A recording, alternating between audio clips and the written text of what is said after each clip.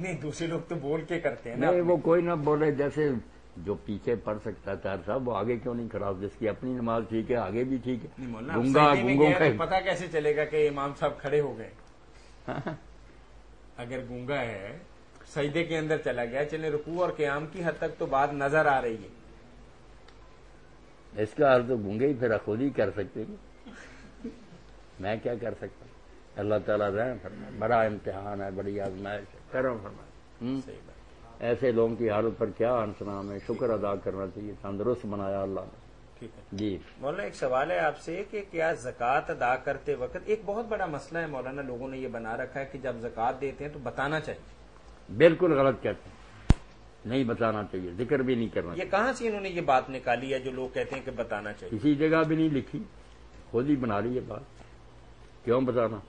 اپنی جگہ تسلی کرے کہ یہ آدمی زکوٰۃ کا مستحق ہے یا نہیں.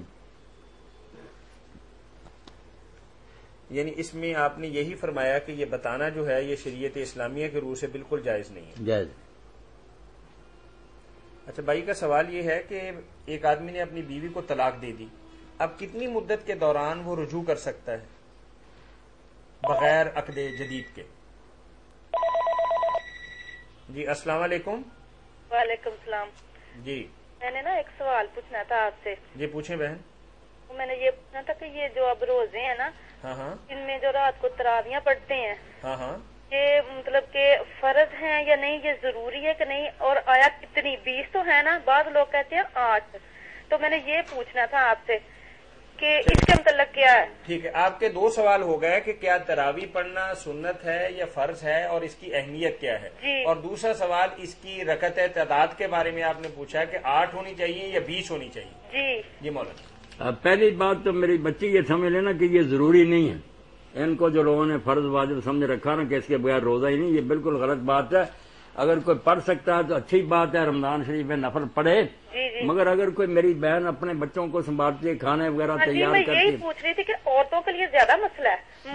مسجد میں جا کے پڑھ سکتے ہیں لیکن بچوں کے ساتھ یہ مسئلہ ہے نا. نہ پڑھیں آپ، اگر ایسے کام کاج میں لگے نا، آپ کی وہ خدمت اتنی بڑی ہے کہ نفلوں سے 1000 درجہ بہتر ہے. اگر موقع ملتا تو تھوڑے بہت پڑھ لیں. وہ آپ 2 سے لے کر نا 40 تک پڑھ سکتی ہیں. اچھا 2 ہی پڑھ لیں صرف، وہ بھی 8 بھی پڑھ لیں تو ٹھیک ہے.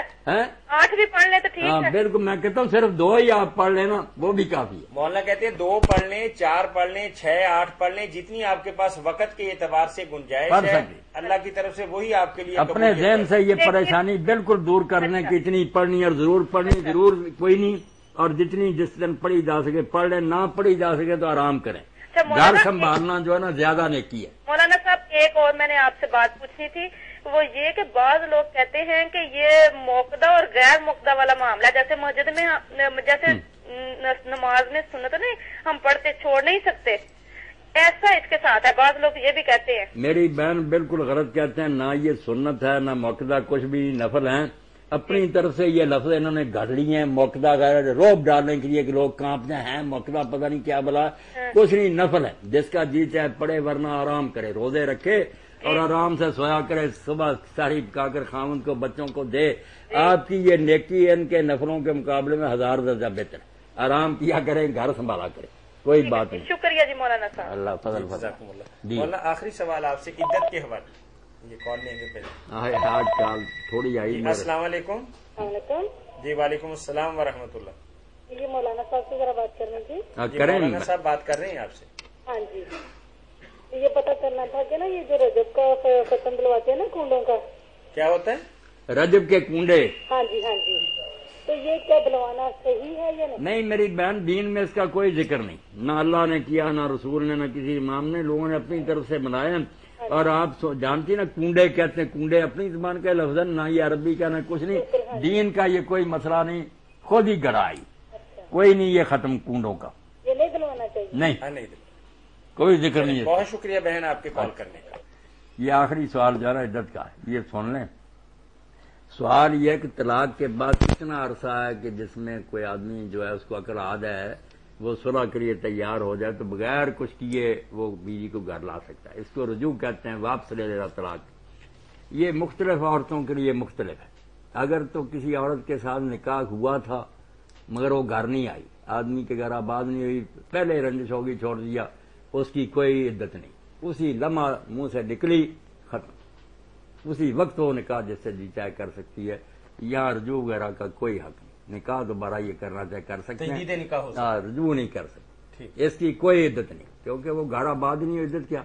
دوسری ہے جو گھر آباد ہوئی، مدخولہ کہتے ہیں اس کی پھر کئی حالتیں، اگر اس کے پیٹ میں بچہ، بعض اچھے پڑھے لکھے کہتے ہیں طلاق اس نے دی، اس وقت حمل تھا، وہ کہتے ہیں نہیں ہوتی، نہیں، یہ غلط بات، طلاق ہر حالت میں ہو جاتی ہے، مگر فرق یہ ہے کہ اگر حاملہ ہوگی تو پھر رجوع کا حق بچہ پیدا ہونے تک ہے، اگر طلاق دی 10 منٹ بعد بچہ پیدا ہو گیا، ختم قصہ، اور اگر 8-9 مہینے بعد پیدا ہوا، موقع کہ اس وقت تک بھی صلح ہو سکتی، اس کی عدت ہے بچہ پیدا ہونا، وضع حمل۔ جس کے پیٹ میں بچہ نہیں، وہ پھر 2 طرح کی ہیں، ایک ہے جن کو حیض آ رہا ہے، ان کا 3 حیض ہے، تھوڑے مہینوں میں پورا ہو یا زیادہ مہینے نہیں دیکھے جائیں گے، جب طلاق کے بعد 3 حیض آ جائیں گے اور وہ نہا لے گی پھر عدت ختم ہوگی، اور اگر حیض نہیں آتا پھر 3 مہینے، یہ حکم ہو گیا۔ اس خوبصورت جواب کے ساتھ ہی کہ عورت کی عدت کی مختلف میعاد دین کے اندر مقرر ہے، ہم محترم مولانا محمد اسحاق مدظ اللہ علی کے شکر گزار ہیں جو آپ کی طرف سے آنے والی فون کالز اور براہ راست پوچھے گئے سوالات کے جوابات مرحمت فرما رہے تھے۔ اس کے ساتھ ہی اپنے پروگرام کے میزبان میاں طاہر کو کل تک کے لیے اجازت دیجیے۔ اللہ حافظ۔